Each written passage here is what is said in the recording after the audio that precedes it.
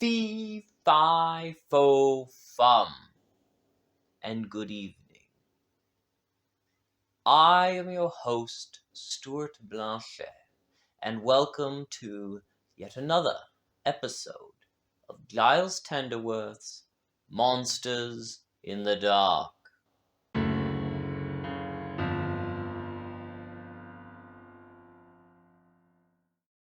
Episode 13, The Giant.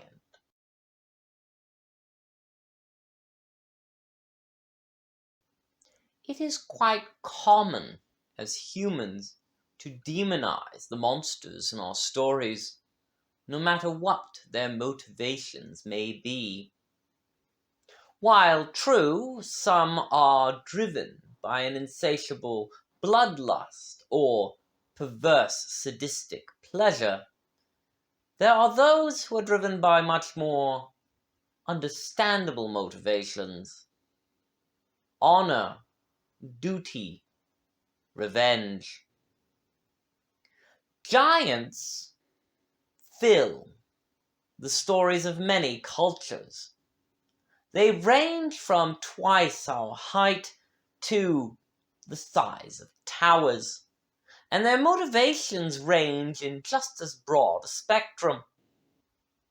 The story of Jack and the Beanstalk, fee, fi, fo, fum, is more ancient than its original publishing in the 1700s. It, as a story, goes back as far as 5000 BC. Jack is a foolish protagonist who does nothing but steal that which the giant has owned. Some variations of the story suggest that the giant has emptied the countryside for his own greed. But how did he get to be this way? Driven to feed himself and his family, he stole from the humans below him. Anyone who has felt the pangs of hunger knows well that the lines between good and evil readily blur when faced with survival.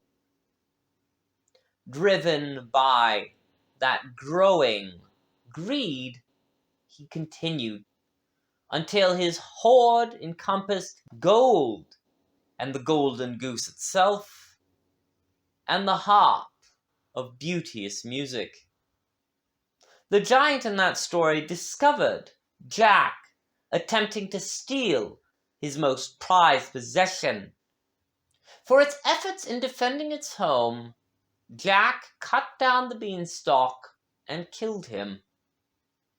Whether the giant in the story is good or evil matters not. If you break into my home, will I not fight back and throw you out, no matter how desperate you are? Jack is hailed as a hero in a very human-centric look at the story. But what is the real motivation behind modern giants? The giant is motivated by an ancient blood debt owed to its family. Unless you have the blood, the English blood, of Jack Spriggan, the giant has no real interest in you as a human. It will eat your cows. It will eat your other livestock. But that is its hunger motivation. It is important to distinguish between that which comes with malice and that which approaches with trepidation. Thus, we have this advice to offer you. If the giant is neutral, or, as many cases are, benign, welcome them as simply a very large neighbor. A giant can dig a ditch within an afternoon, but will eat the amount of 10 grown men in order to be satisfied, and it is far more profitable to exchange goods and services with a giant rather than let it rampage. Fare thee well into the dark.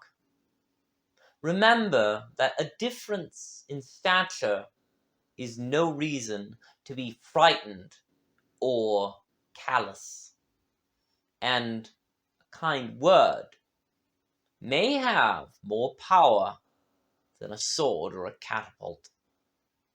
It's also more cost effective. This has been another episode of Giles Tenderworth's Monsters in the Dark.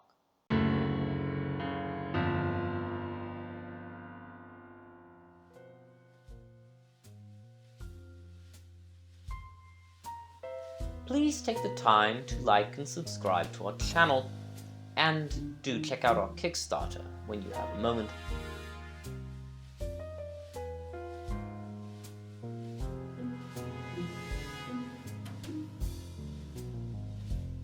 Until next time, I am Stuart Blanchet, your host.